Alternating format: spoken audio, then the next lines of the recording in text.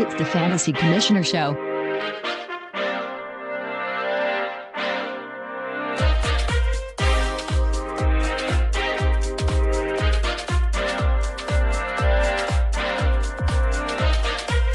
Hey, it's the Fantasy Commissioner Show, the show for commissioners by a commissioner. That's me, Reginald James, the Commish. Come join us on the live feed here at Rabble.tv. You can also hit me up on Twitter at Commish Show. And if you're feeling like sending an email, you can do that, baby. You can send it to the Commish Show at Outlook.com. Yeah. Hey, happy Friday, week 13 on deck. Did everyone have a good Thanksgiving? Yeah, okay, good. How many of you guys forgot to play the Thanksgiving pick'em games? All you folks who actually play. I play. And yes, I was one of the ones who forgot. I play in one where the whole thing, the whole day locks once the first game of the week starts. So I get up, start watching the Lions and the Vikings, and I realize I didn't make the pick. So I end up losing 3 games right there of the weekly pick'em. Because of that, I hate that. I hate that. You can't get those games back. And I'm still in the running. Well, maybe not. Maybe not now. Because it really makes a huge difference. Because at the end of the day, I and anyone else who did it too, we will never have the correct games. The correct number of games. Or the same number of games that the current leader has. I mean, that's not totally true, but okay, it's possible that he will bomb 1 week or 2 weeks and get only 4 games correct? So that may allow us to catch up, but not really. Not really. Not really. The margins are pretty slim for that scenario to play out. Kind of stinks. But when you play these games, you got to stay on top of it, you know? You can't drop that ball. You don't get a rewind.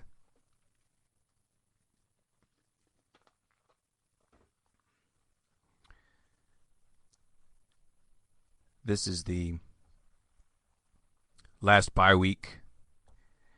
Remember when I got that message from the commissioner who didn't realize that week 13 was the last bye week and he had scheduled the first week of the playoff for this coming week, this week right here, this actual week? I'm sure he's not the only one. I also know that some people realized it and they actually kept the schedule as is. Like a used car. As is. Ani DeFranco has a song called As Is. Ani DeFranco fan in the house. So look, I'm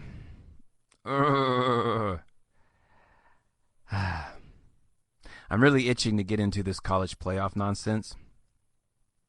D1, let's be specific. D1, the D1 nonsense. Except that I'm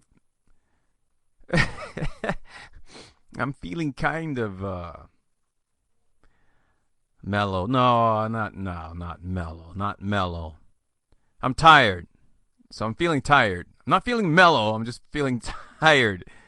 I was up late last night, and I really don't feel like getting all riled up about this junk. But, look, because I'm a sports guy, so I can't escape the talk. It's on TV. Oh, it's on TV, and if you have ESPN on for 1 second, they're going to be talking about it. Because, you know, that's their cash money maker. Maybe. I don't know.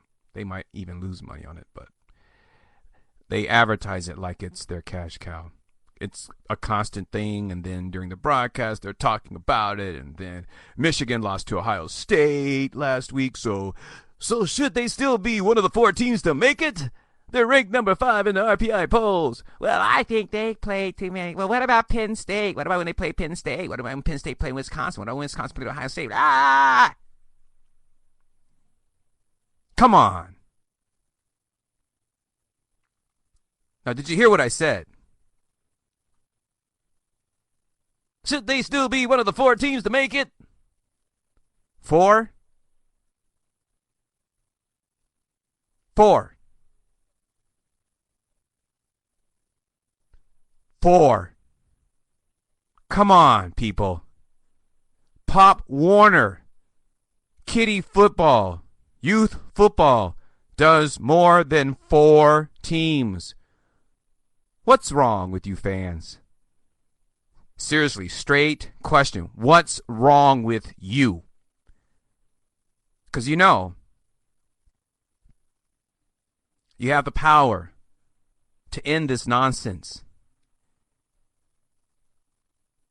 If you got the balls to do it, and you didn't go to these games, and you hit them, ESPN, and the NCAA is taking, you know, they're guilty of this too. But you hit them where it hurts. But I know that's not going to happen. I know that. I get it. I know. One, because there are a lot of you who just don't agree with me, and they think, you know, you think 4 teams is just fine, which I really don't get, because you're a bigger college football fan than I am. You're actually supposed to give a damn. Yeah, it's all about the tradition, and we watch it all day. Yeah.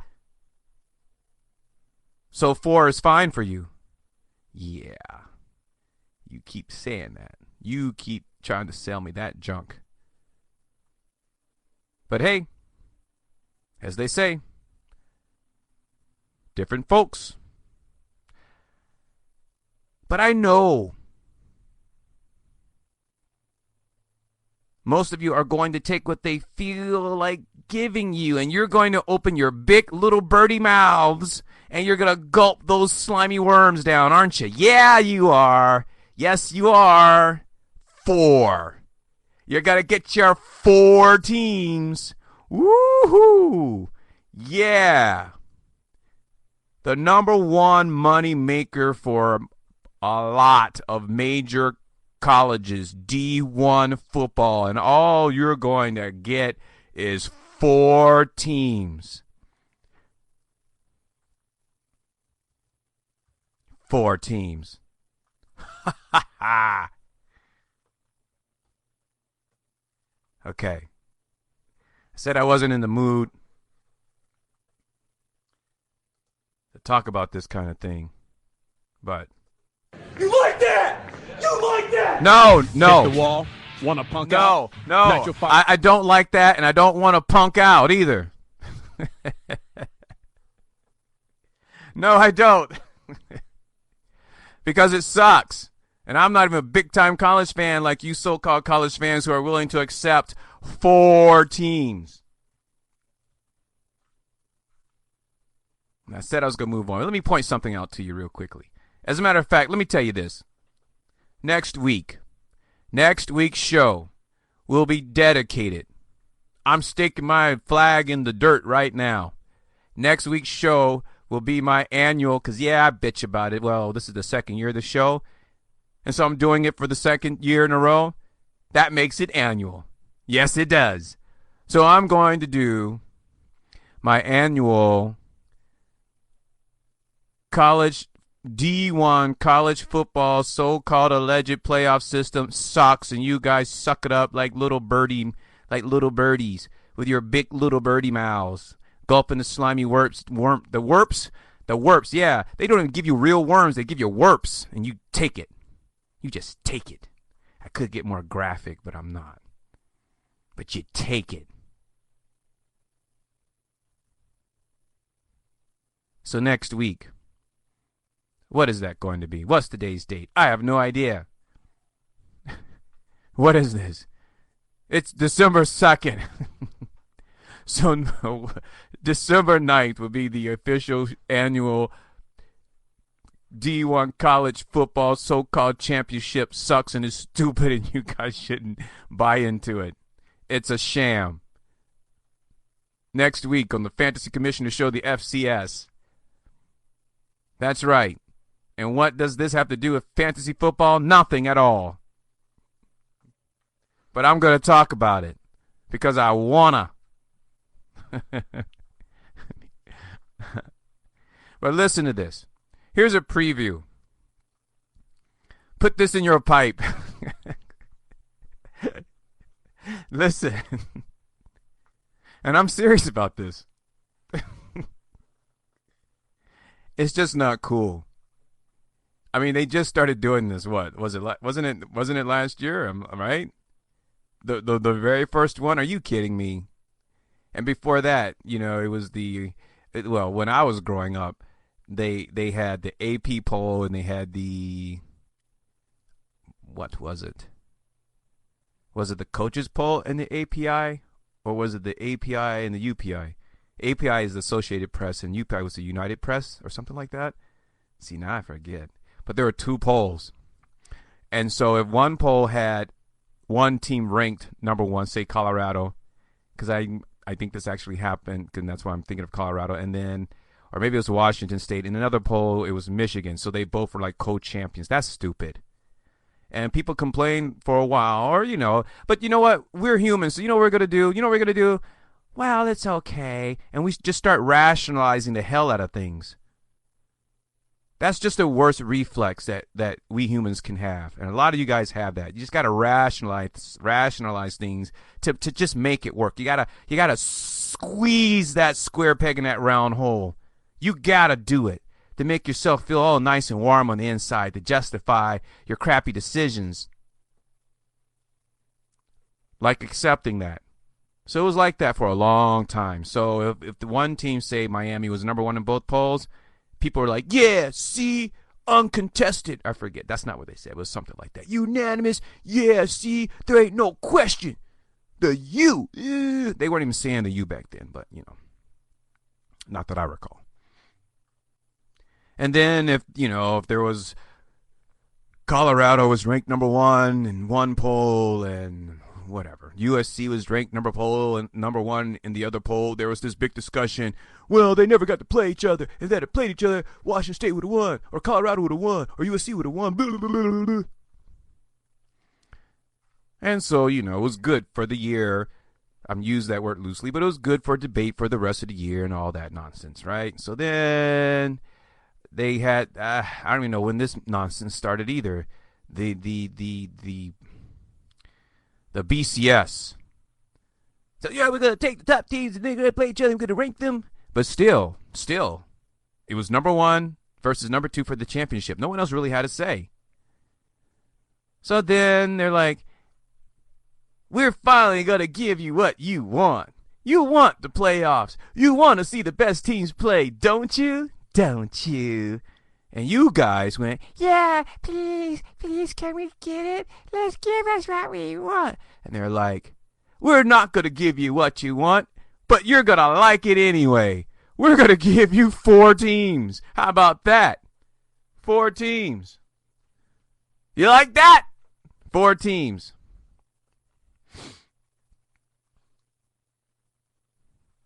Four teams. So check it out. Do you old timers remember Division I AA? Remember that? Well, it still exists. They just call it FCS now. Which, don't ask me what it stands for. It's something like football, collegiate, subdivision. I actually think that's it. I think that's it. Football, collegiate, subdivision, maybe. It used to be called used to be called 1AA. Well, guess what? Now, we're still talking the same sport, okay? Football isn't played any differently in Division 1AA than it is in D1. It's played the exact same way. Right? Right, class? I said I wasn't going to talk about this. But this is a preview. Damn it. Oh, family show. Family show. Family show. Okay, let me get on with this. Division 1 AA. They started already, everyone. You know how many teams? You know how many teams they have and this is a real playoff? You know how many teams they have in their playoff compared to D1's alleged pretend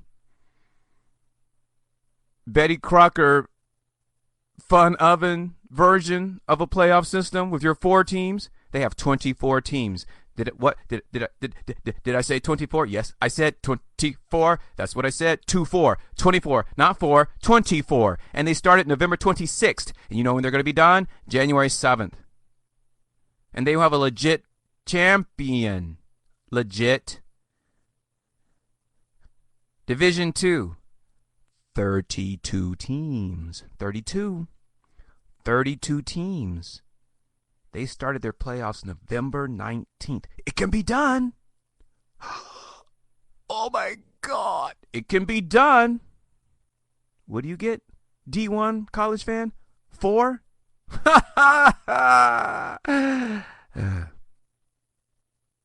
D2, 32 teams. They start November 19th. They will play their championship on December 17th. They get to go home for Christmas. D3, 32 teams. They started November 19th too. Their final, their championship, their real, legit national championship because they earned it. They ran the gauntlet. They went on that quest for fire and they got that golden chalice. They will play their finals on December 16th. So that's what I'm going to be talking about next week. D1, you suck. Playoffs, you suck. Division 1 AA, 24 teams. Division 2, 32 teams. Division D3, 32 teams. D1, the division that is on TV from the dawning of the day till hours after the sunset on Saturday and earlier in the season on Thursday. And what do they give you? And you accept it with your big little birdie mouths? 4 teams. Now I'm moving on. Nonsense. They're blinding you with nonsense. They're blinding you with nonsense.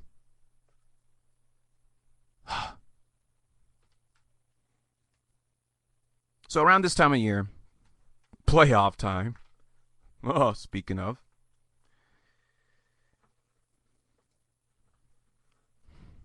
I get questions from commissioners that start to sound a little something like this. Yeah, should I lock players out from picking up players from waivers if they no longer have a chance to win? Or, I have 3 teams tied for the last playoff slot. Now, we have divisions, and our first tiebreaker is head-to-head, and these teams haven't played each other. It's an uncomfortable situation because they're angry at me, and what do I do? Or, is it fair for players to pull players off of waivers so others can't use them? I'm not really sure if that's fair or not. Common questions. So, let's talk about these for a wee bit.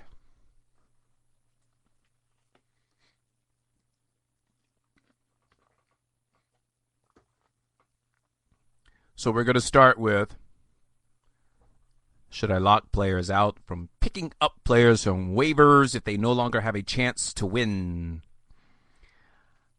I don't really think this is an issue. Or let me qualify.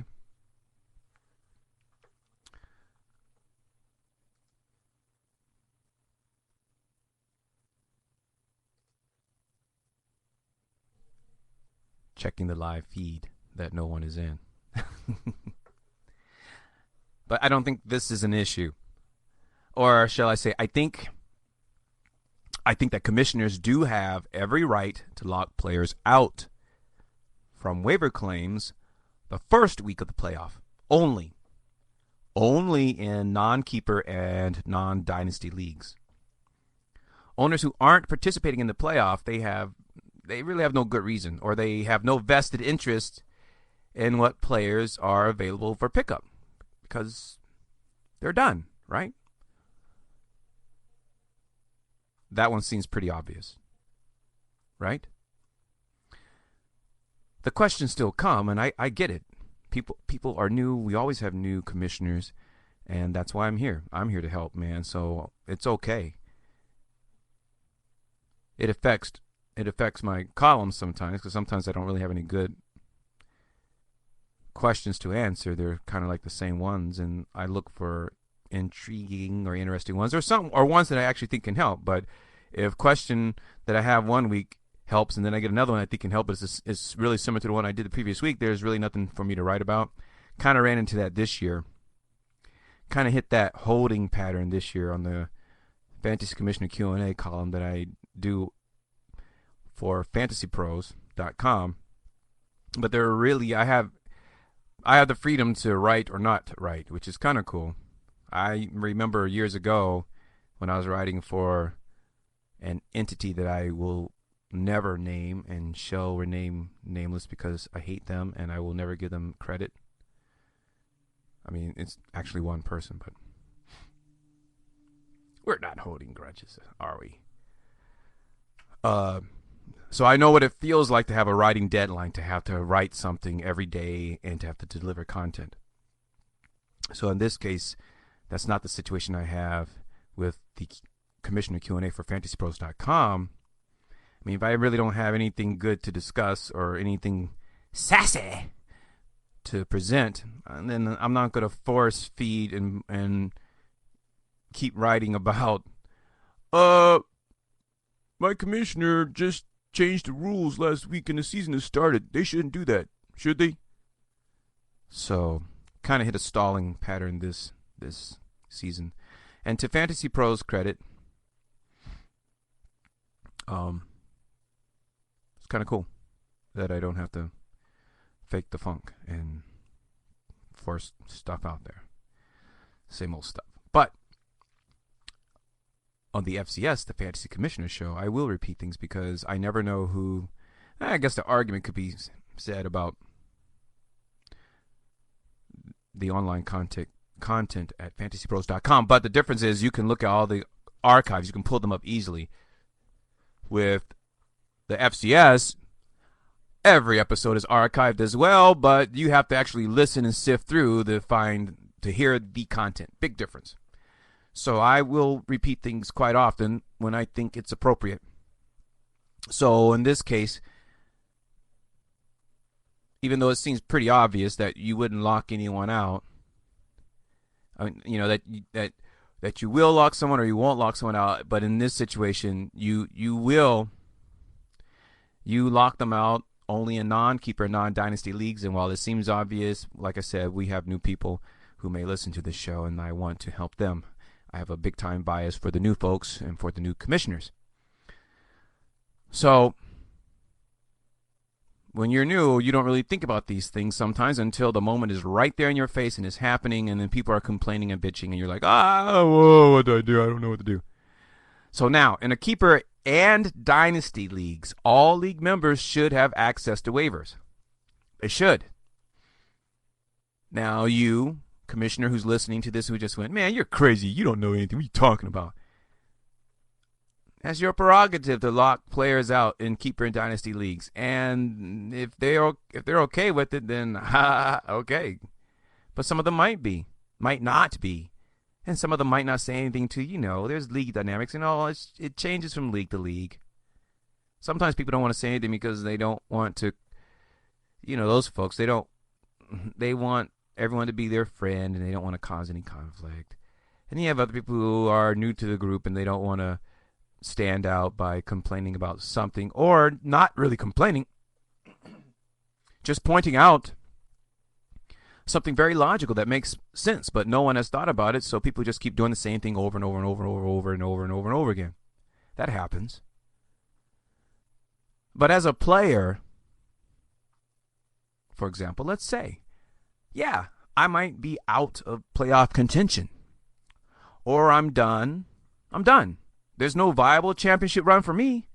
But I have every right to plan for the upcoming season. I may go snag a player who is on IR. In my league right now, J.J. Watt is there. So, for example, I definitely want J.J. Watt next year. So, I actually right now, at this very moment, can go get J.J. Watt with the intentions of having him be my keeper next year. I have the right to do that. And if I was in a league, because I hate playoff in fantasy football. That doesn't mean I won't play in a league that has it, but in the league that I started and that I run, it's never going to happen. So I have, and I do play from time to time. I'll play in a league that has a playoff, okay, for the record. But there's J.J. Watt. We have a keeper league. I can go get him right now. People who plan well generally do better in fantasy than those that don't. Yup. Some people can get lucky. It happens. It happens all the time. We get that. We know. But the planners usually prevail most of the time. Most of the time. I grabbed David Johnson last year on the back end of the season, somewhere along the way. One, because I actually watch all the games, so I saw what he was doing. And I thought, okay, barring any unforeseen happenings or circumstances, I knew he was going to be my keeper. I knew that. I knew it. I saw it. What everyone is seeing this year, I saw last year. I'm not the only one. There are a lot of us who did that. I kept him, but I also pulled Carlos Hyde. Now, I don't know when I did it. This is week 13, so who knows? But it was near the end of the season. And I had someone on my roster that I knew I wasn't going to play or anything, so I dropped them and I got Carlos Hyde. He was on IR, if you recall. It happened in December, so it had to be in December. And I know someone had him, so I'm watching. And if you are a fantasy football player, you need to watch what everyone is doing. Okay, you veterans just went, duh, that's obvious. But once again, we all have our place along this timeline. So you don't have to keep that in mind, but I will.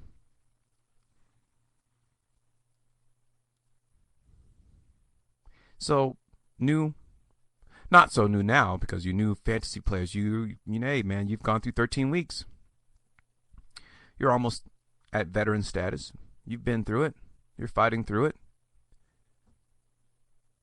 Keep an eye on the prize for the following year. No matter what is happening, no matter if you're in first place now or if you're in last place or somewhere in between, keep an eye on the prize for next year. And that's kind of obvious if you're in a keeper league, if you're in a dynasty league, that's what you're supposed to be, especially dynasty, that's what you're supposed to be doing. But I can also say, that doesn't mean that people will become complacent in a dynasty league. It might be more likely that they are complacent because they already think they've planned for the long term. They might miss things. You guys who are really good in fantasy, you can attest to that in dynasty. I mean, if you have a dynasty league, you're supposed to have this stuff locked up, right? Why should someone be able to pull someone off of waivers now in a dynasty league that's going to kick butt next year? It shouldn't be like that, right? But it happens all the time. People get lazy and complacent. They think that they got it locked up because it is a dynasty league. When those leagues where you can keep 10 people and 12 people and all that stuff.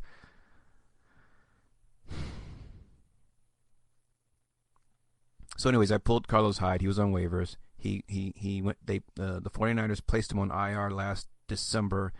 So as insurance, I knew I wanted David Johnson to be my keeper, but as insurance, just in case, because for example, what if Johnson got hurt? What if he suffered a season-ending injury during camp this year?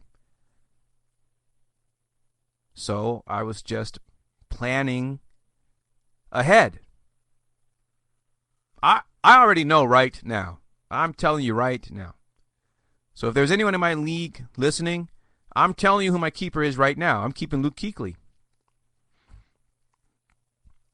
Who, by the way, has never been on anyone else's fantasy team in my league since he has entered the NFL. He has always been on my team. And he shall be on my team for his 6th season. I believe it's his 6th season. He is my 2017 keeper. Now, do I have players that other people would love? Yeah, I do. But based on the rules that I have set up, I can't keep other players that I have, like David Johnson. I kept him this year. I can only keep him for 1 year. Additional year. That reminded me of the semantics back and forth I had with someone in my league a couple years ago. You can only keep a player for 1 additional year. So I can't hold on to David Johnson again. I have to give him up. Cross my fingers. Hope I'm in the right place during the draft to get him again. I have DeMarco Murray. I can't keep him because I drafted him in the second round. So I drafted DeMarco Murray in the 2nd round, and with our rules, you can't keep anyone who was drafted in the first 3 rounds. And Todd Gurley, who I actually would keep if I could because things should get better next year. Well, he was my first pick. So those are 3 keepers, 3 guys that people would definitely keep. David Johnson, DeMarco Murray, Todd Gurley. I can't do it. And then everyone else who I have on my team, they're not worth keeping. I can always go back and get them. And let me see if I can think who they are. I have Phillip Rivers. I have Tyrell Williams. I have C.J. Fedorowicz. I have Hunter Henry. I have Telvin Smith. Not worth keeping. I can always get him. I have Adam Vinatieri, my kicker, who I'll be talking about shortly. Who else? Eli Rogers, Sterling Sharp. Not Sterling Sharp. The rookie receiver with the Giants.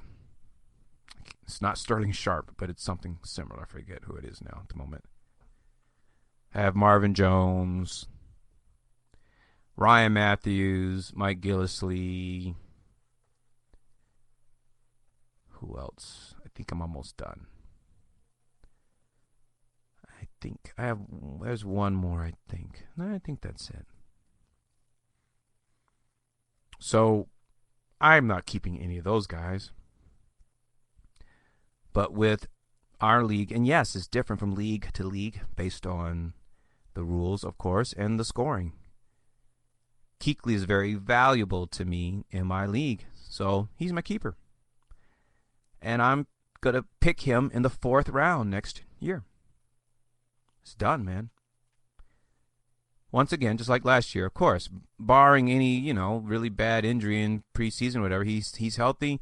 He's my keeper. I'm done. I mean, I don't even have to agonize over it. I don't have to be like, I have David Johnson, DeMarco Murray, and Todd Gurley. You can only keep 1. No discussion like that for me.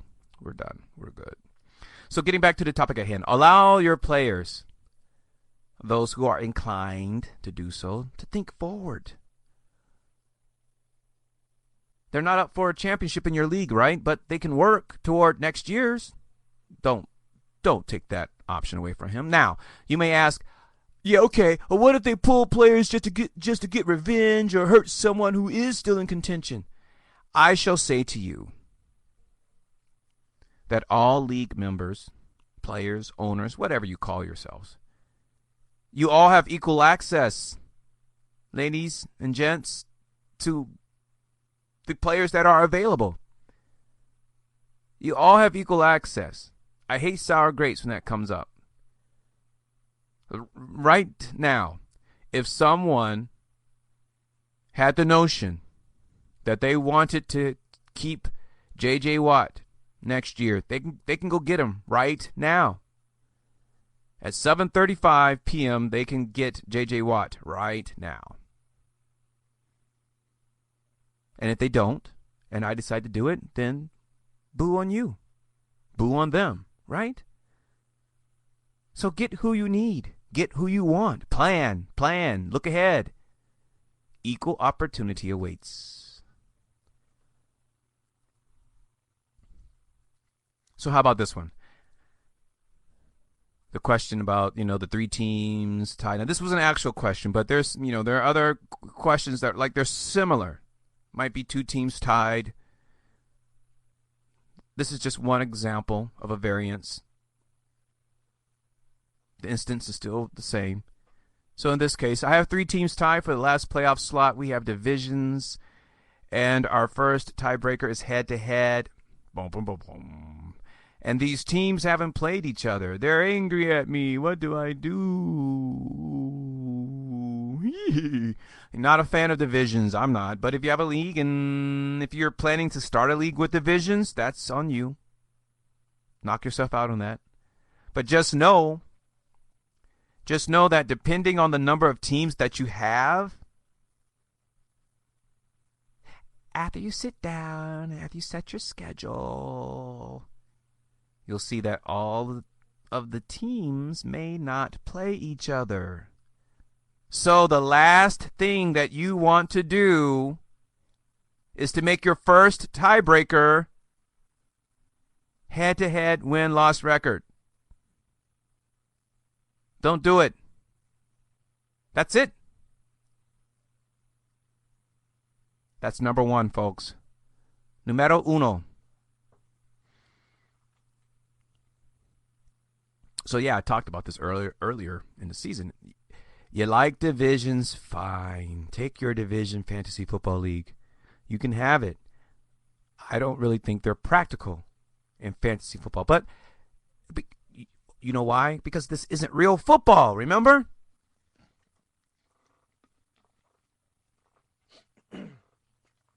Sometimes that occurs to people a little too late. This isn't real football. It's a game. This is a game. It's a game all in itself.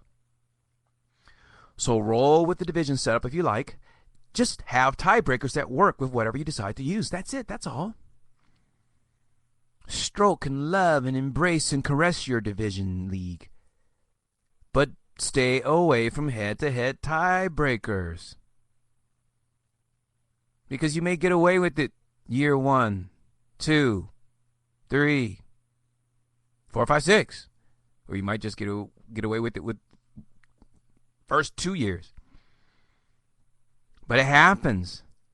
Somewhere along the way, there's a tie between 2 teams or 3, and, well, let's see what the tiebreaker is.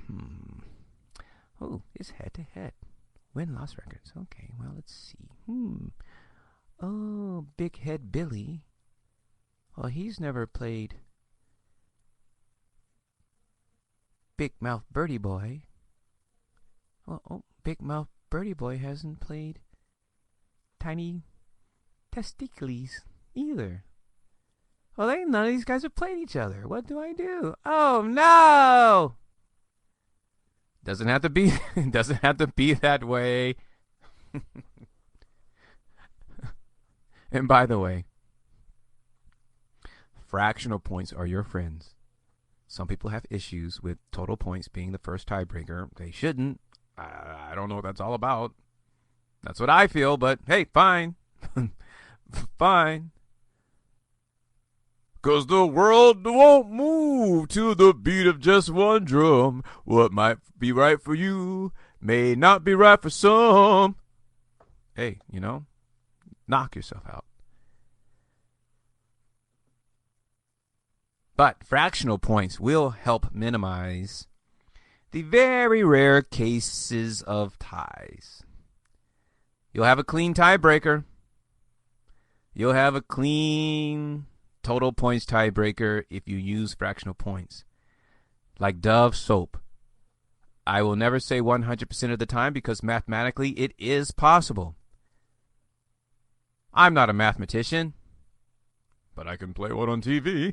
99.9. Let me reach. I'll reach and say. Now, if I have a mathematician who happens to be listening, hey, send me the percentage and the likelihood of ties with, well, you know, it'll be fun. I'll read it to the class. It'll be fun. But with my non-mathematician, non-math degree having fantasy football talking self, I'm going to say 99.9 like Dove soap. I mean, Dove soap is what? 99.999. How many nines of it is it percentage of it? Is it pure? 90.999. I've never seen a tiebreak with fractional points. No, it doesn't mean it's not impossible, but I've never seen it, and the chances are very low, which is why a lot of commissioners decide to do it, to get rid of those ties. And then you don't have to worry about moving on to the second tiebreaker or the third, whatever they may be. Yeah? So think about it. So, yeah. Is it fair for players to pull players off of waivers so others can't use them? I've already addressed this one in a way when talking about locking players out from using waivers. I did that thing. I forget what it's called. It's not called a growl. This is a growl. You know when people talk like this, and when they stretch out a word, I like doing that. I like pretending to talk like that, but I don't talk like that. You know, that growl. And actually, you know what? It's not good for your voice, folks. Females do it way more than guys. And I don't know if they do it because they think it's cute or something, but it's not good for your voice. You're going to sound like Phyllis Diller when you're 30. If you spend all your time talking like this, that gross out. But no, I'm talking about, you know, there's and it's always it's usually a female thing. I don't know why is that. I don't know. You know, so when I'm talking, every time I end my sentence, it always goes up in the air, like I'm asking a question. You know what I mean? So when I was talking about locking players out from using waivers, now some may call it Bush League, and some may call it a what? I'm going to stop doing that. Look, it's a strategic move to me. It is a viable strategic move. Boo, you say. Whatever, I say. It's a strategy that some people use. Now, depending on your perspective, it's Bush, it's strategic, it's both, or it's one or the other, like I just said, yeah? For me, it's a strategic move. I don't think it's Bush League. This is a game. And you're not cheating, it's a game. What? It's like when you're pretending to be Uncle Rich Moneybags. No, Pennybags. It's Pennybags. Get it right. It's penny bags. It's like when you're buying every property that you land on in Monopoly. You do it so others can't, right? Now, if you have a different reason for buying every property that you land on in Monopoly than preventing others from doing it, email me, not text. Don't text me. You better not text me. If any of you text me, I'm going to be scared. Tweet is what I meant. Tweet me, email me.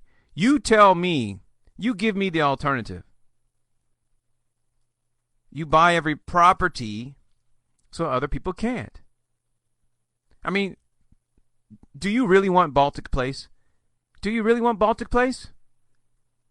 No. You don't.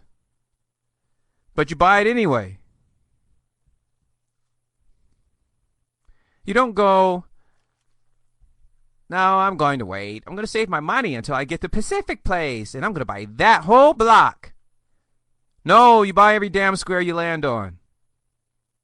Now, someone is like, man, you don't know what you're talking about. When I play Monopoly, that's exactly what I do. I land on Railroad, I don't buy it. I land on B&O, I don't buy it. I land on Ventura Gardens, I don't buy it. But when I come around that green corner, man, I buy it all up. You're a liar because you can't land on all three. You're not going to do it.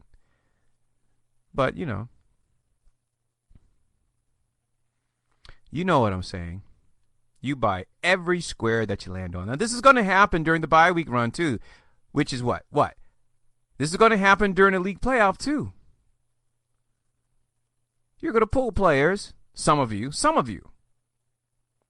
Look, if I know that you are hurting at a certain position, if I know that you're hurting at a certain position,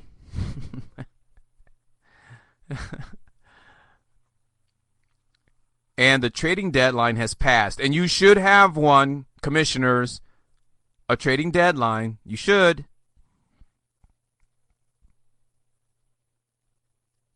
Then the only pool of players available to your upcoming or whoever your next opponent is going to be, that's the only players that are available to them, the ones that are on waivers. So yes, if you can make a move without detrimentally affecting your own roster, right? You pull players that you think your opponent might go after. It's simple. Why? They want a player. Why? To make their team better. Well, you don't want them to make their team better. You want them to pay for not what? What are we talking about? Huh? Hey, you. Nope, not you. No, you. Yeah, you. The dude with the Denver Broncos hat. Nope, not that one. The other dude with the Denver Broncos hat. Yeah, you. You want them to pay for not what? What am I looking for? Thinking ahead! There you go. He got it. See, he knows. That dude knows. Strategic move. Own it. Do it. Work it. I'm a fan. But just make sure that you're not cutting off your own nose. That's just like during a bye week. If you have to replace your kicker, that's the running theme all of a sudden. If he's a viable scoring option, if you can't get the kicker of the quarterback of your opponent, if you can get the kicker of the quarterback of your opponent for that week, you do it. Now, of course, if there's a kicker that's available, that's a better kicker, fine. I get that. I'm assuming that you understand that.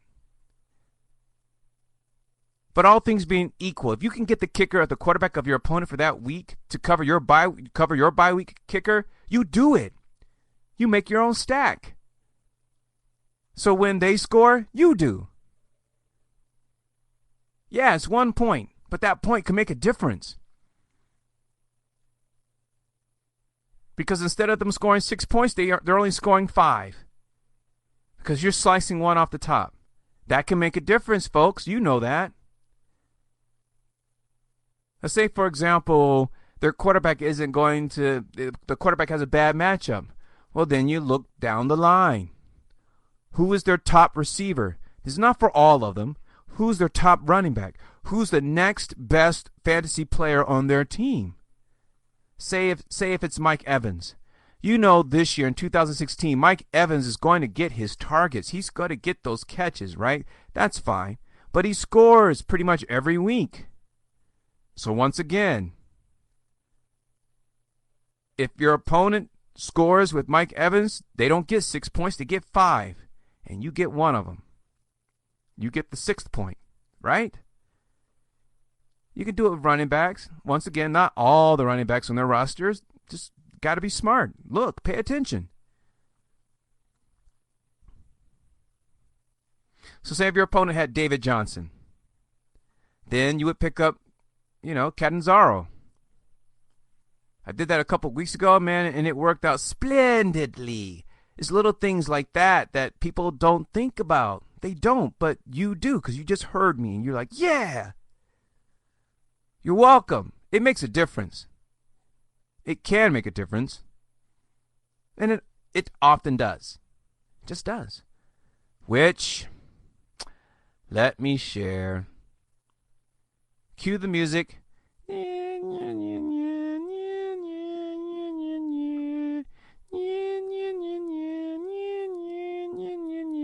That's the best sharing music I could come up with on a moment's notice.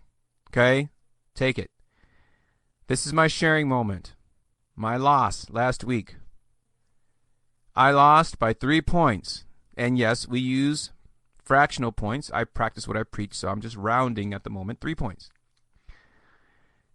Now, going into week 12, I knew the Colts were going to play Tolzien, right? Moon is out, not Moon. You know what I'm talking about. Andrew Luck. Andy Luck. Andrew Luck is out. Was out. Still out. I knew. No, not knew. I believed. Yeah, I believed. I didn't know. You don't know for sure, but you have a strong conviction that these things are going to happen, right? So I believed that the Colts were going to win, but I thought that if they scored, it would be through field goals. I thought they'd have a hard time, I just figured they'd have a hard time scoring. The Steeler defense isn't that good, and, their receivers are suspect, so I figured, the Colts might be able to move the ball, fairly well, at least to get in the field goal range, and I thought it'd be a big Adam Vinatieri day, and I have him. But for a hot second, right, I thought about getting another kicker to play in that matchup, and then I thought, no, we'll be fine, because just because of what I just described, just what I relayed to you. I didn't think they were going to score a lot of points. I thought they would get in within Vinatieri's range, and I thought, you know what, shoot, man, he'll kick like 5 field goals, be like 15 points, and they'll still lose. Well, guess what? For those of you who didn't see the game, the Colts actually did move the ball well. They moved the ball well against the Steelers. Surprise. The very first scoring opportunity that came up, it was a field goal attempt, and Vinatieri missed the first field goal. Missed the first one. If he had done that, and yes, these are the first 3 games of the week, I get that. He missed. There goes my first 3 points. Now, you want to know how much I lost by? You want to know what the score was last week? I lost last week. I scored 108.19. My opponent scored 111.04. Adam Vinatieri makes that first field goal attempt, and I win week 12, 111.19 to 111.04. That's it. Now, in one of the worst coaching days I've ever seen this year, okay, I don't know. I kind of want to walk that back. That was one of the phrases of this year with all this political crap. Walk it back. Well, he made this outrageous statement, and it was a lie. And then he said he didn't lie, and he said it was true, but it wasn't true, and he walked it back. But then he accused someone else, blah, blah, blah, blah. Walk it back. So let me participate too. I might walk that back, because I can actually argue for why Pagano did the following, which was the Colts. So they tried to score it was 4th and goal on the goal line twice. They couldn't, they tried it twice, failed twice. They couldn't stop the Steelers. So I get why they thought to go for the big points. I get that. But after the first failure, why try again? I get it. For the very same reason they did it the first time. I get that. But the alternative argument is you got to get your points, right? They didn't. Now, there were 2 more opportunities for me. So Vinatieri misses the first field goal. So goal line failure number 1. that could have been 3 points. Goal line failure number 2. Well, wait. Goal line failure number 1. All right, the point is, at the minimum, I could have gotten 3. All right? At the max, I could have gotten 6.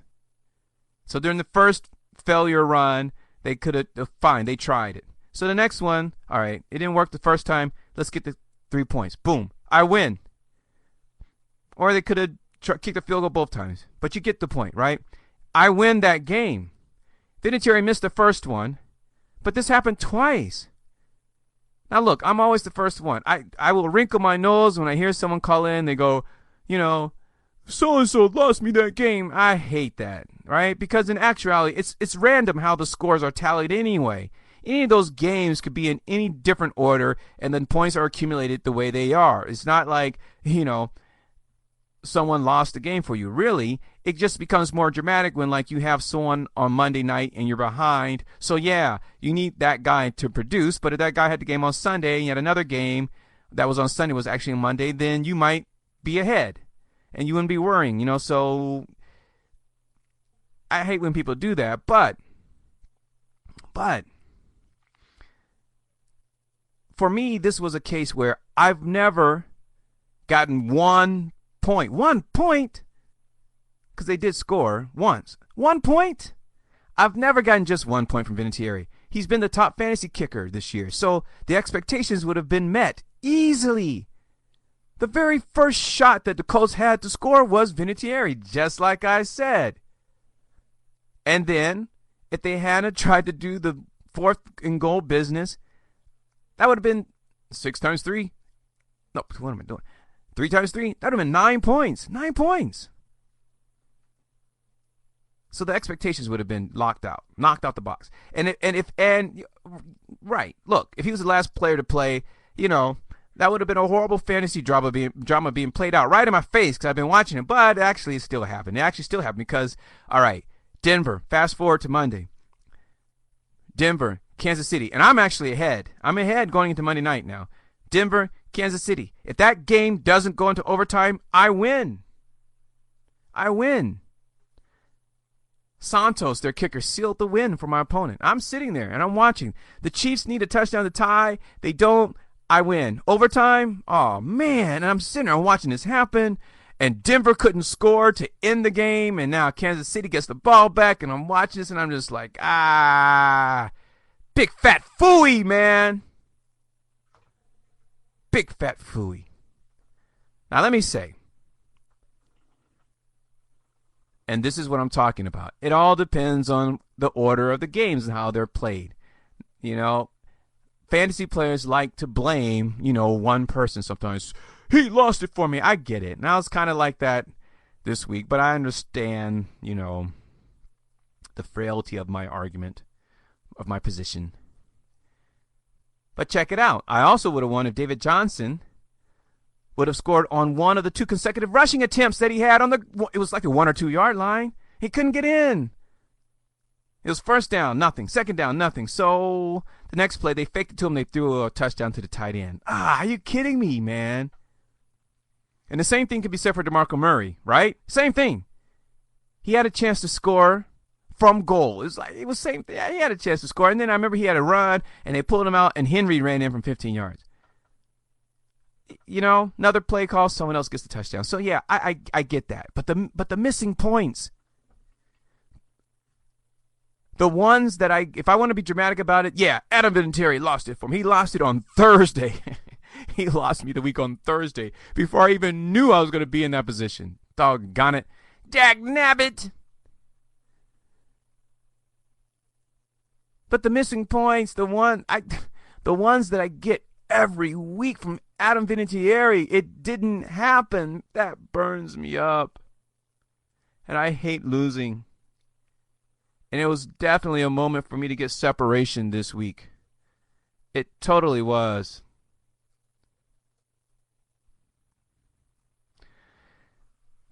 Didn't happen. Still in first place, but I'm sharing a record with the second place team. But I have the most what? What is it, class? Total points. Yeah. Hit the wall. Want to punk No, out? I don't want to punk out. Get away. Get away from me. Come on. There we go.